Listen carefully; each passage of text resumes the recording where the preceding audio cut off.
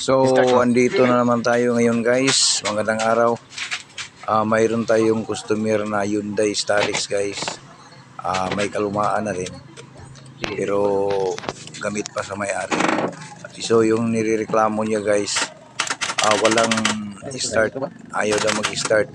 So, pinuntahan natin guys. At sinubukan natin ayusin. Tinitingnan natin muna kung anong problema talaga. So, testing ko dito guys, ginakudlit sa battery direct.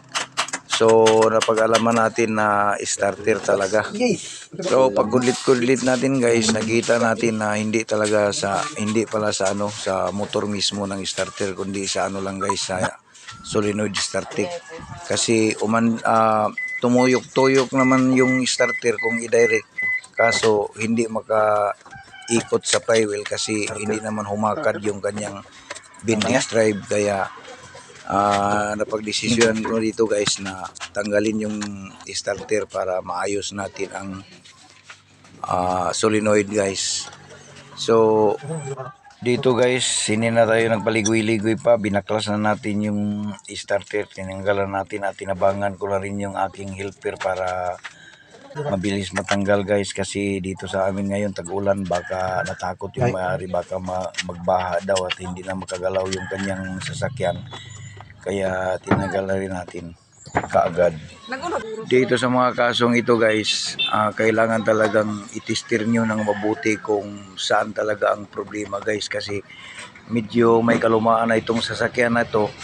Hindi natin alam kung sa wiring ba, sa relay, or sa starter ba talaga, o di kaya sa battery. Kaya mas masusing pag-aralan muna at saka bago mo nyo tatanggalin kung talagang yun talaga ang problema. So ayan guys, natanggal na natin yung starter. So bali bilang pagtulong na rin sa ating mga customer, pinagdesisyon ko itong may-ari guys kung anong gusto niya, kung i-replace ba natin yung solenoid o i-repair na lang, kasi kagaya ng mga dati kong video guys, nagre-repair naman ako ng mga disposable solenoid. Itong sa Starex guys, disposable solenoid ito, kaya sabi ng may-ari kung maaari daw na mai-repair, i-repair na lang daw para makasave. So dito guys, hindi na tayo nagpaligoy-ligoy pa, binungkag na rin natin itong starter, at sa kalumaan talaga, sobrang tigas na talaga ng bolt, kaya napagdesisyonan kung gagabasin na lang talaga para marami namang bolt na ma-replace kaysa maputol pa guys. So sa pagkakataong ito guys, tinumbok ko na rin yung solenoid, kasi nung tinister natin o diniagnose natin doon sa kanyang makina pa, yung solenoid talaga ang may problema, hindi yung motor. So dito guys, nakita nyong binay-script ko na lang yung bolt para masave yung butas na hindi matabunan ng putol na bolt. At pinasiritan ko na rin ng pandog para medyo humutok-hutok itong bolt na to. So sa pagkakataon nito guys, hindi na ako nagpaligoy-ligoy pa, ginabas-gabas ko na rin yung paikot-ikot yung solenoid para mabungkag natin. Hindi ko na rin pinakita sa video guys, pero tiniwasan ko talaga doon sa may vice clamp para tumagos talaga yung gabas natin dito. Ginuhit-guhitan ko na lang at sinikwatan ng screw para bumuka yung kanyang body casing guys. So sa mga magbabasa sa akin, shout out sa inyo dyan. Mayroon kasing nagsasabi na kunting bagay lang yan, bakit ayaw pang palitan ng bago? Dito kasi sa amin guys, malayo pa yung talagang bilihan talaga na medyo kumpleto. Mga 60 kilometers pa ang distansya galing dito sa amin. Kung kaya nasanayan natin guys na hanggat maaari, kung maisave pa natin, i-repair na lang natin guys. Ito po yung legit na nang aayos ng mga sasakyan na talagang purely repair lang talaga. Pero kung hindi na kaya, magdukot na talaga sa bulsa yung may-ari, at saka tapos yung pamasahe pa sa layo mo naman ng bilhan. So sa puntong ito guys, nabungkag ko na rin ang solenoid at ito. Kunting problema lang guys, sa katagalan siguro, marumi na siya kaya ginamitan lang natin ng liha-liha para kumintab siya ulit. Pagkatapos nito ay ikakabit na rin natin. So sa ganitong kaso kasi guys na magtagaktak lang at ayaw umikot, so ibig sabihin hindi nagkontak sa ilalim yung mga kontak niya, yung mga dalawang bolt. So maraming dahilan dito guys. Pwedeng marumi lang katulad nito, o di kaya ay pudpud na, madipinsahan pa naman, lagyan lang ng sapin para umabot doon sa kanyang kontak, o di kaya ay wasak na wasak talaga o sunog. Yon ang punto na papalitan na lang natin, hindi na natin ayusin. Pero sa ganitong punto guys, na maayos man naman kasi marumi lang. So kaya ito guys, isinuli ko na, pantapos kong malinisan, isinuli ko na yung cover niya tsaka yung fibra niya na sapin sa yung mga bolt sa likod, para na matesting na natin kung okay ba yung ginagawa natin.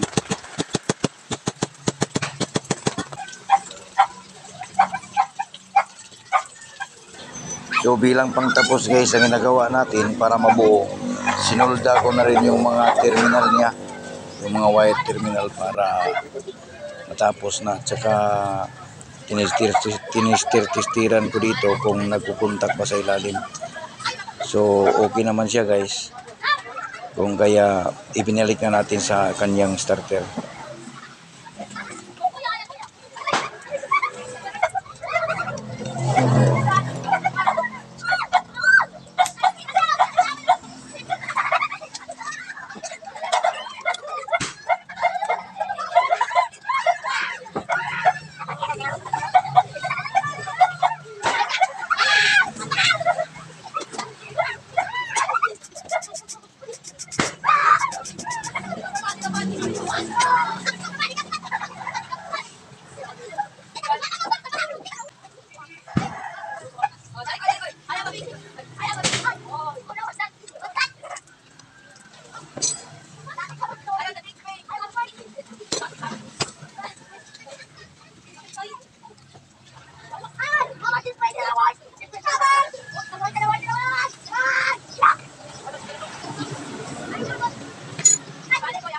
So dito guys, kahit alam naman nating solenoid starter lang ang problema, pero nakasanayan na natin na i-check pa rin natin sa loob ng kanyang motor kung okay lang ba yung mga pisa doon, kung yung hindi ba pudpud yung carbon brush, kung wala bang problema. Ganyan naman talaga guys, isuopin naman talaga yan pag mga ganyang bagay, dahil kasi maniguro lang tayo para hindi naman palpak yung trabaho natin. Baka sasabihin ng may-ari, anong klaseng trabaho ito, isang araw, dalawang araw lang, wala na naman. So check lang, visible check up, tapos kung wala namang problema, isasuli na natin. So itong solenoid guys, nilagyan lang natin ng pangdikit para hindi mapasukan ng tubig kung umulan, kung mabasa man or maghugas sila ng makina. So sa puntong ito guys, tapos na assemble natin yung starter, ikakabit na natin para masubukan natin kung aandar ba ito o baka paasa lang sa may-ari.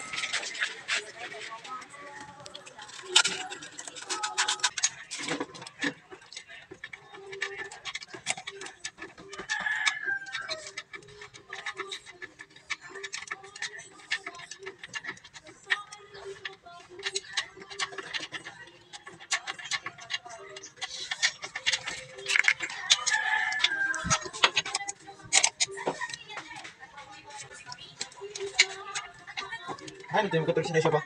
Dahil sa bag. Tutukuan. Okay.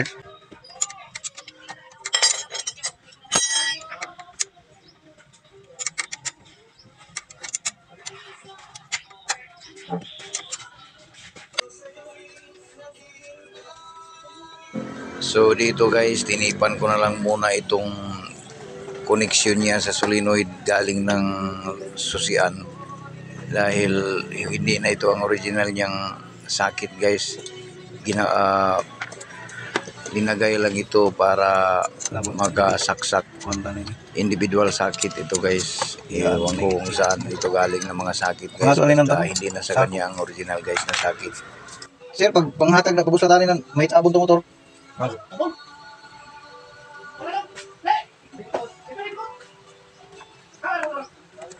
So dito guys, okay nang starters guys, umandar na, pero sinubukan ko talaga sa akin guys. Okay ba talaga?